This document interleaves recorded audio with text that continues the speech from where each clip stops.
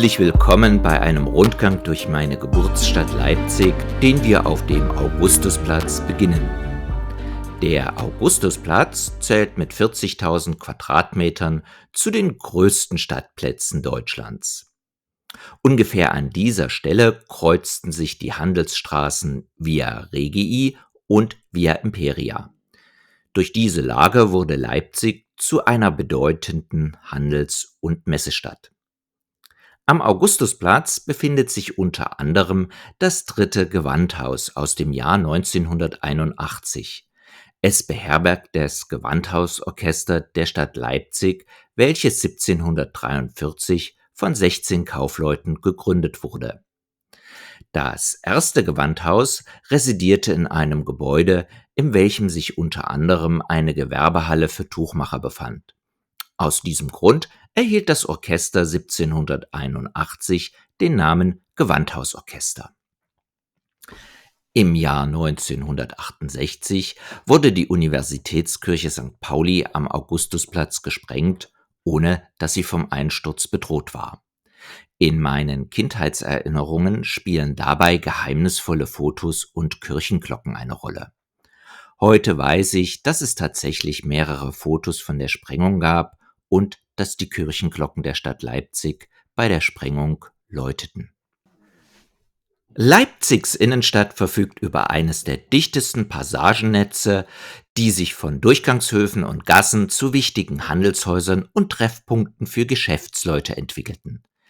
Die bekannteste der heute 26 nutzbaren Passagen ist die im Jahr 1914 erbaute Mädlerpassage.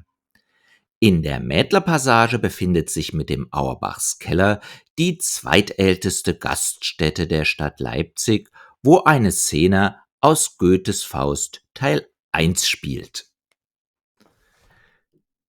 Im Leipziger Zentrum könnt ihr 2 Kirchen besichtigen, die jeweils auf besondere Weise Geschichte geschrieben haben. Die Thomaskirche ist Heimat des 1212 gegründeten Thomanerchores. Johann Sebastian Bach leitete seit 1723 für 27 Jahre die Geschicke des weltberühmten Knabenchores, obwohl er gerade einmal 3. Wahl war.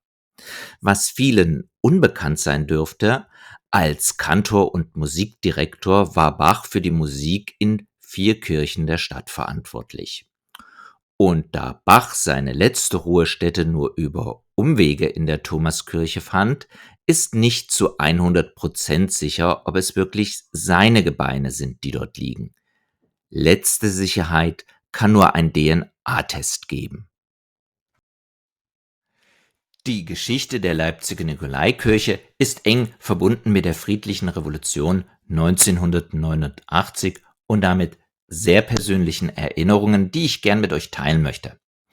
Vielleicht nicht jeder von euch weiß, dass die Wurzeln der Montagsdemonstrationen bis in das Jahr 1982 zurückreichen. In diesem Jahr fanden in der Nikolaikirche zum ersten Mal die Friedensgebete statt. Etwa gegen Ende des Jahres 1988 wurden diese Friedensgebete zunehmend auch von Menschen besucht, die das Land verlassen wollten.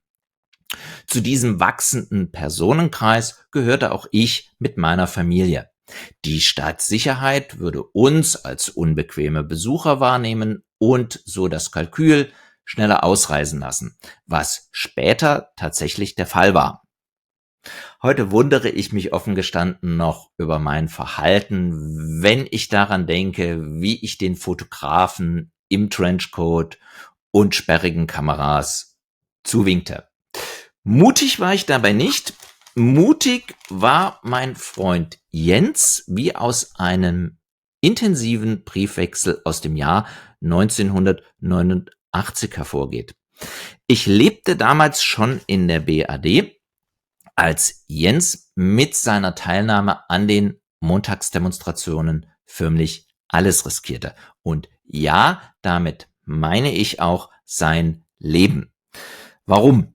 Wie sich später herausstellte, war ein anderer Freund mit dessen Bruder während der Montagsdemonstrationen bei den Kampfgruppen in Leipzig eingeteilt, bei der sich deren Hundertschaft weigerte, den Befehlen Folge zu leisten. Ich muss allerdings erwähnen, dass ich nur über die Originalaussagen in meinen Tagebucheinträgen verfüge und keine geschichtlichen Quellen zu diesem Thema gefunden habe. Ich halte diese Aussagen allerdings für glaubwürdig und diesen Menschen sowie allen anderen Menschen ist die Nikolaisäule aus dem Jahr 1999 gewidmet.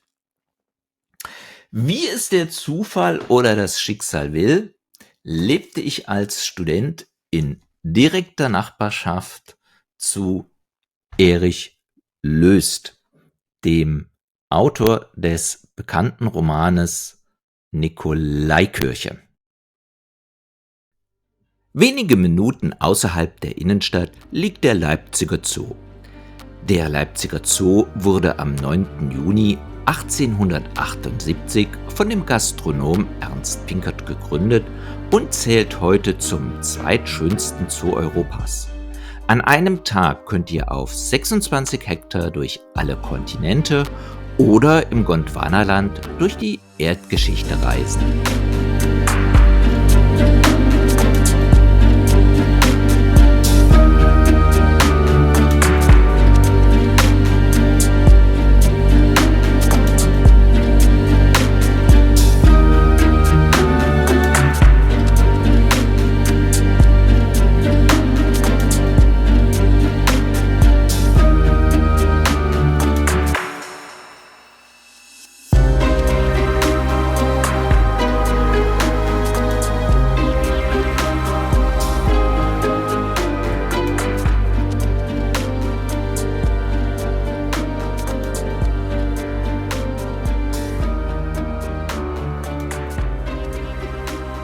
Die nächsten beiden Sehenswürdigkeiten liegen im Südosten der Stadt und befinden sich in direkter Nachbarschaft. Das Völkerschlachtdenkmal wurde in Erinnerung an die Völkerschlacht bei Leipzig errichtet. In der Völkerschlacht kämpften die alliierten Truppen von Russland, Österreich und Preußen sowie weiterer Verbündeter vom 16. bis 19.10.1813 gegen eine Allianz unter der Führung von Napoleon Bonaparte. Mit bis zu 600.000 Teilnehmern aus über einem Dutzend Ländern war die Völkerschlacht bis zum Ersten Weltkrieg wahrscheinlich die größte Schlacht der Weltgeschichte. Von diesen 600.000 beteiligten Soldaten wurden etwa 92.000 getötet oder verwundet. 100 Jahre später wurde das mit 91 Metern Höhe höchste Denkmal Europas am 18.10.1913 eingeweiht. Da das Königreich Sachsen an der Seite Napoleons kämpfte und mit der Niederlage empfindliche Territorialverluste hinnehmen musste, konnten sich die Sachsen nicht wirklich für das Denkmal begeistern. Ursprünglich wurde der Grundstein auch an einem anderen Ort eingelassen und später an die heutige Stelle umgebettet. Der denkmalgeschützte Südfriedhof ist mit 72 Hektar nicht nur der größte Friedhof der Stadt Leipzig, sondern er zählt auch zu den größten parkähnlichen Friedhöfen Deutschlands.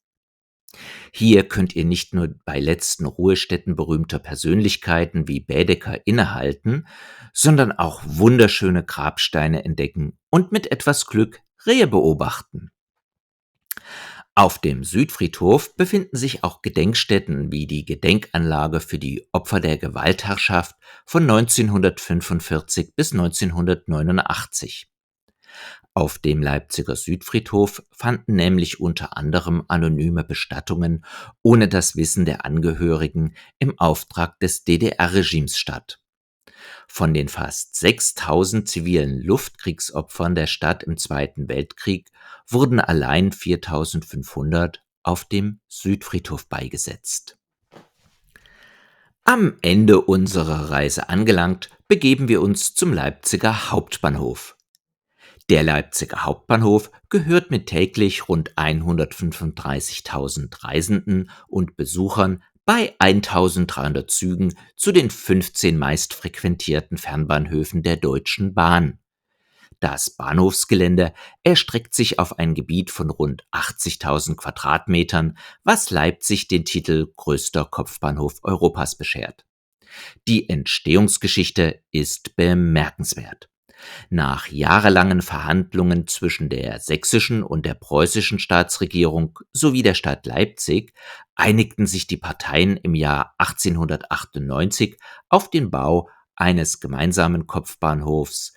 Am 4.12.1915 entstand ein Doppelbahnhof mit jeweils 2 Verwaltungen, Wartesälen, Eingangshallen und getrennten Gleisanlagen. Die heutige Westhalle hieß Preußische Halle und die heutige Osthalle Sächsische Halle. Es wird endgültig Zeit zur Abreise. Wenn ihr mögt, findet ihr in der Beschreibung Anmerkungen zum Wortschatz und der Grammatik.